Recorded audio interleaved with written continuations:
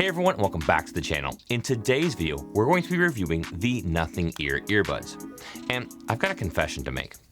I slept on these earbuds, and I shouldn't have, and neither should you, because I think they offer one of the best values in the true wireless earbud market today, so let's talk about why. Now, the reason why I say I slept on these earbuds is not because I literally slept with them in, it's because I haven't been really paying attention to the Nothing brand when it came to their audio products. What I knew about the company is that they were making some nice mid-range tech with a cool, albeit polarizing aesthetic. And that's about it. So when I read other people's comments comparing these earbuds to some of the higher end premium earbuds on the market, I knew I had to get myself a pair and try them out for myself. Now, Nothing released these earbuds in April of 2024 for just $149, which is about half as much as competitors like Bose and Sony. Now, first, let's talk about the name because it's a little confusing. Previous to these, Nothing came out with the Ear 1 and then the Ear 2s. So realistically, these are actually the 3rd gen earbuds, but they're instead just calling them Nothing Ear.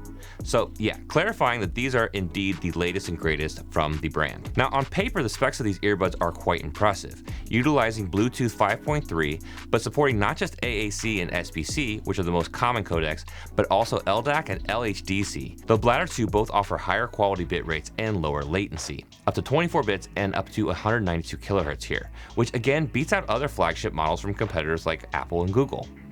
They feature 11mm ceramic drivers and IP54 dust and water resistance. These get around 5 hours of battery life with active noise cancellation on, or over 8 hours with ANC off. Plus, with the included charging case, which, by the way, this features wireless charging as well, you can get up to 24 or 40 hours of total playtime respectively. Again, that's with or without ANC on.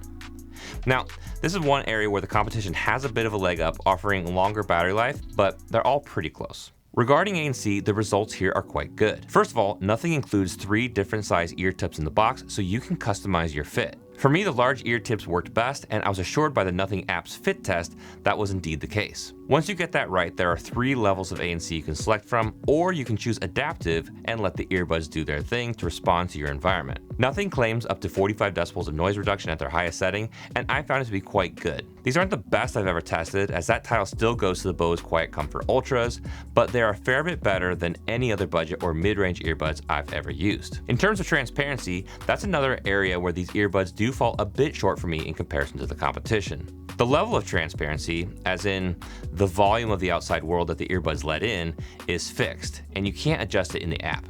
And to me, it's a little too low. It's functional in practice, but I prefer earbuds where I can match the outside world's volume with or without earbuds in, as that feels the most natural. Also, the sound of your own voice when you're talking isn't amplified at all by any type of side tone while wearing the earbuds. So that feels very unnatural and gives you that congested feeling where your voice just kind of sounds different in your head. So this is a bit of a miss, as I found I prefer transparency modes of just about every other earbud I've ever tested, even the $99 Samsung Buds FE. While we're talking about things I don't love, here's another one. The audible feedback in your ear for things like notifications or when changing between ANC and transparency is not great, and I haven't found a way to change it. Notifications are like a high-pitched clanging noise, like someone hitting a glass mason jar. And when you activate transparency, there's this female breathy sighing sound. I don't know. Maybe that's your thing, but it's a little weird, and it's something definitely I wish I could customize, especially the notification sound, because it's forced me to just turn those off altogether to avoid that sound. This is all a little surprising given how much customization and control Nothing offers within their app, which we'll talk about here in a little bit. Hopefully this is something they can add in a future firmware update. Next, let's talk about design and controls. These earbuds feature a stemmed design and silicone tips. The stems feature the customary see-through design that Nothing is now known for, and they come in 2 different colors, black and white. Although the stems are black on both versions, so there's not much difference between the 2. I said earlier that this design may be polarizing, and in general I'm not the biggest fan of the see-through aesthetic, but this implementation is pretty understated, and I think these earbuds look quite nice. The case is also see-through, which makes it a fingerprint magnet, as you can see here. I'm also not a huge fan of this square shape, as it makes it impossible to fit these in the 5th pocket of your jeans, which to me is a nice standard for true wireless earbuds. But overall, it is a slim case and should slip nicely into any other pocket or bag. They're also compatible with Google's Find My Device network, so you'll hopefully never lose them. Overall, I found the design quite comfortable. Lately, I've been preferring earbuds with stem designs as it makes the overall weight in your ear feel a little lighter, and the microphones tend to perform a little bit better by just getting them a little bit closer to your mouth. And let's talk about that microphone quality real quick and actually hear it. So we are out here on a street, so you can actually hear some background noise, and I'm filming this on the Samsung Galaxy S25 here, and currently you are listening to the built-in microphones on the camera. But now let's go ahead and switch over to the Nothing Ear. So now you're listening to the microphones on the Nothing Ear. Apologies for the extremely backlit shot here. And this is also a good opportunity to talk about the multi-point capabilities of the Nothing Ear. So within the app, you actually get a really nice layout where you can actually select up to 2 devices to include in your multi-point connection. And you can seamlessly transition as long as you pause music on one and pick it up on the other. It works really, really well. I've had these connected to both my phone, which is an Android phone, and my MacBook, and I've had a seamless transition between both of them, which has been nice. And on that note, we are now connected to my MacBook Pro and recording this in Zoom, so you're hearing how these sound connected to a computer in a quieter environment, although this is in my kitchen, so there's no sound treatment or anything like that. So this is a kind of more real-world example of how that would sound connected to a video call, for example. So my experience with these microphones is that they are fine. They're good. I think it's plenty intelligible. I've tested on these on calls, and no one has complained about not being able to understand it like that, which is something I can't say about all the earbuds I've tested. So it's somewhere kind of mid-tier in terms of the microphone call quality. But let me know in the comments below what you think about the sound quality. In terms of the controls, each stem has a clickable button on it, which you use to control your media.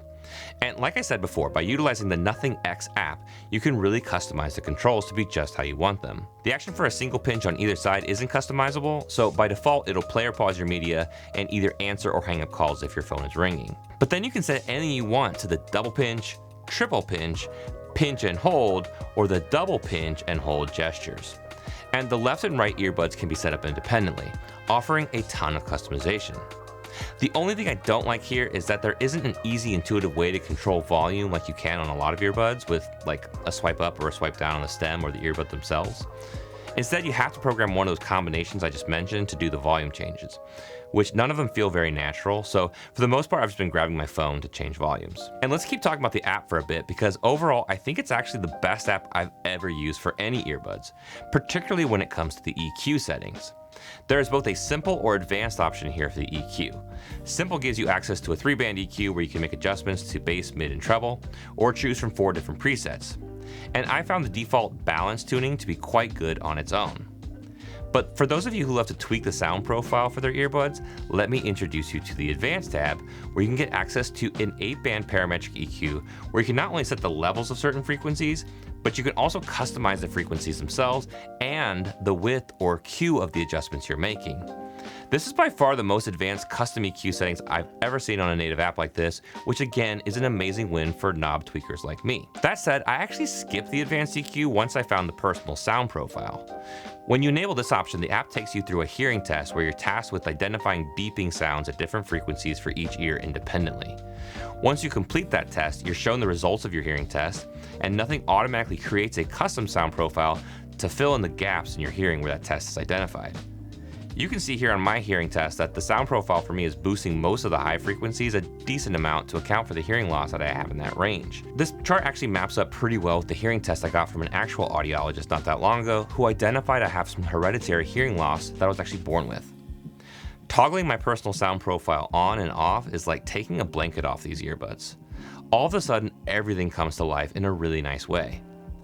I did find the high-end boost to be a little too much, but there are options to either increase or decrease the intensity of the sound profile's adjustments, and by choosing the more subtle option and then dialing back the intensity to around 60%, I found a sweet spot that have made these earbuds sound phenomenal. I'm not joking here when I say these might be the best sounding earbuds I've ever tested at any budget. And I've tried almost all the premium options from Bose, Sony, Samsung, Sennheiser, Google, and Apple. There's plenty of bass on tap if you're into it, but what I love is that the bass hits clean without a hint of distortion. There's plenty of headroom here as well, as these earbuds can go louder than is comfortable for me, so I'm never hitting the top end of the volume range, and again, they're doing all this without any noticeable added distortion. I listen to a lot of kind of heavier guitar-driven music, And I'm hearing the low mids push well, but again stay clean and intricate. In a lot of earbuds, this kind of music starts sounding a little smeary, where it's hard to discern the cymbal wash from the guitars. But with the Nothing Ears, I've got that great separation and I can easily pinpoint each instrument. This carries over through my usual test tracks spanning folk music, jazz, and some R&B and pop hits that I'm really familiar with. The sound again is clean and it's accurate. I truly don't think anyone would be disappointed with the sound quality of these earbuds, and that's just an incredible statement given the $150 price point. And that's really the theme of this review, isn't it? Overall, these are just excellent earbuds that punch way above their weight given their price point. Now there are some trade-offs, as the transparency mode isn't great and the ANC isn't the best I've tested, but ultimately the most important thing in earbuds for me is sound quality, and these have it. If you're interested in learning more about these earbuds, I'd really appreciate it if you can use the link in the description below, as it helps support the channel. All the earbuds I've tested, I've all bought myself, so it really does help if you can hit that like button and consider subscribing to support me in making more videos like this. Thank you for watching, and we'll see you on the next one.